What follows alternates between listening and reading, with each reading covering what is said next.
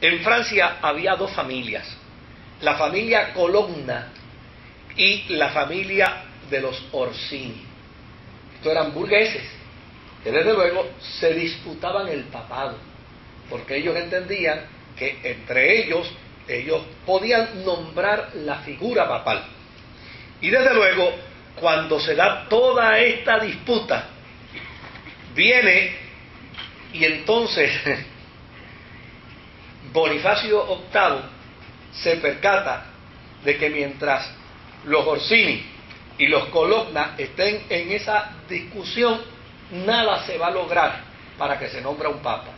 Entonces él se reúne con los Orsini y se reúne con los Colonna y les propone buscar él un papa, un candidato a papa que venga por consenso. Bueno, mira, necesitamos un papa. Si ustedes los Colonna lo producen, los Orsini lo protestan. Si los Orsini lo protestan, ustedes, si ustedes lo producen, lo van a protestar entonces los Colonna.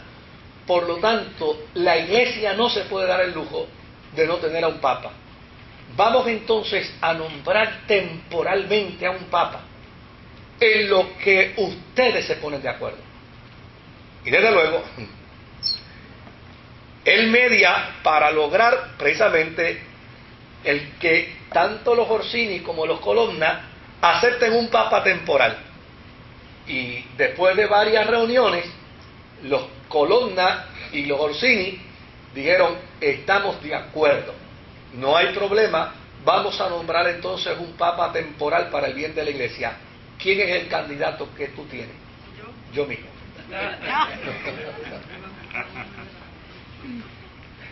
Y desde luego él se autonombra papa. Como los Orsini están de acuerdo y los Colonna están de acuerdo, pues ya y sencillamente él entró al papado. Ahora, claro, faltaba ahora que el rey Carlos de Nápoles lo aceptara, porque desde luego la figura del rey Carlos era determinante en ese proceso. Y ya y sencillamente él se adelantó y fue donde el rey Carlos y le dijo: mira, a mí me acaban de elegir temporalmente papa. Ya y sencillamente yo he asumido esta posición y si tú no estás de acuerdo nos las vamos a pasar peleando. Ahora, tú interesas poseer a Sicilia, yo te la puedo proveer. Si tú aceptas que yo funja como papa, entonces yo voy a trabajar para quitar de las manos de la familia de Aragón a Sicilia y ponértela en las manos a ti. Y desde luego, como ese había sido el sueño de Carlos, pues si tú me vas a ayudar para eso, pues yo no tengo ninguna objeción. Habemos papa. Bueno, hay papa. Entonces, ahora, esta elección no gustó mucho al pueblo, porque los franciscanos se habían ganado un sitial en la historia de la Iglesia. Y desde luego, Celestino había impresionado su humildad, su dedicación, su devoción. Había impactado tanto a la gente en Francia que ya sencillamente la gente amaba la filosofía franciscana. Y la gente decía que era hora de que la Iglesia sirviera a los pobres y no a los ricos, porque obviamente la Iglesia se había aliado a la burguesía. Entonces, como es un tiempo de intrigas, empiezan a desarrollarse las intrigas y empieza a regarse la historia de que la razón por la que Celestino renunció fue porque Bonifacio lo había obligado a renunciar. Entonces, desde luego, se levanta todo un movimiento de pueblo que no reconocen la renuncia de Celestino y dicen: dentro de los documentos papales no existe ningún planteamiento que permita a un papa renunciar.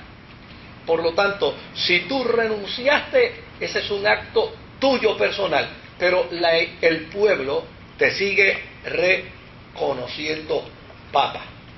Claro, Bonifacio está haciendo sus argumentos como todo un buen político en el proceso y diciendo, no, mire señor, él renunció, a mí se me ha elegido papa, todo el mundo está de acuerdo con la elección, pero el pueblo empezó a llamarle al papa Bonifacio VIII el usurpador. Claro, mientras Celestino estuvo vivo, pues se comparaba y se contrastaba, ¿no? Pues Celestino vivo, todo el mundo decía, este es el papa, este es el usurpador. Pero una vez Celestino muere, esa postura de batalla contra Bonifacio empieza a bajar y finalmente desaparece.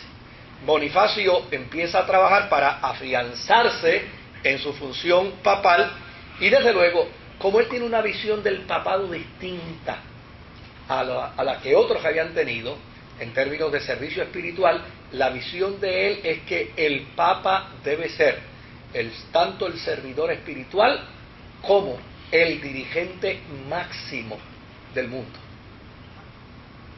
O sea, no es que él quiera suplantar a los gobiernos, pero él sí dice que los gobiernos tienen que estar bajo el papado. De hecho, él se entendía como papa y se entendía como papa superior a todos los soberanos de la tierra. Y él decía que la función que él tenía era que cuando dos soberanos tuvieran disputa, a él lo tenían que llamar y él era el responsable de reconciliar a esos pueblos en las disputas. De hecho, hay una nota de un discurso que él dio, que yo la copié, donde dice, ¿ustedes se acuerdan de Teodosio? Cuando Teodosio el emperador, cuando fue donde Ambrosio de Milán, y Ambrosio le ordenó que saliera del templo, de la catedral, y al final le dio, de la única manera que yo puedo aceptar que tú vengas hasta donde mí es que te humilles ante Dios y reconozca tus errores, y obligó o sea, el arzobispo Ambrosio de Milán obligó a Teodosio el emperador a pedir perdón por los crímenes que había cometido.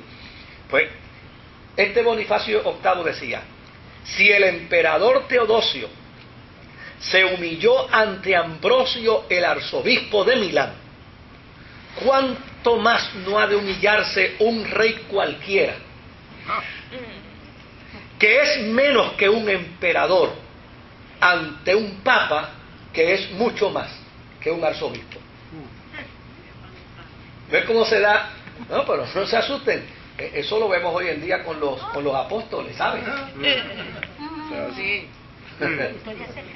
No, o sea, y dice, yo no me veo. hoy en día lo vemos con los apóstoles. Un apóstol es más que un ministro, un apóstol es más que un evangelista, un apóstol es más que un maestro, un apóstol es más que un administrador de la iglesia. Por lo tanto, o sea, no estamos ante una novedad, estamos ante unos procesos humanos que son hechos repetidos. Ahora, claro, había un elemento interesante, y es que Bonifacio se alió a los Orsini. Cuando él empezó a medir, era un excelente político. Cuando él empezó a medir, dice, espérate una cosa, ¿quién tiene más autoridad? ¿Quién tiene más fuerza? ¿Quién tiene más poder? ¿Quién puede ser más leal? Los Orsini. Entonces empezó a emprenderla contra los Colonna, hasta que finalmente logró exilar a los Colonna y ya necesariamente quedarse con todas sus propiedades. Y esto, desde luego, empezó a ganarle una fama de un líder fuerte, recio, de autoridad. Y cuando los líderes tienen toda la autoridad que el pueblo les concede, y tienen todo el poder que el pueblo les concede, ya sea por miedo o por lo que sea, pero la autoridad y el poder es el que el pueblo les concede en estos casos.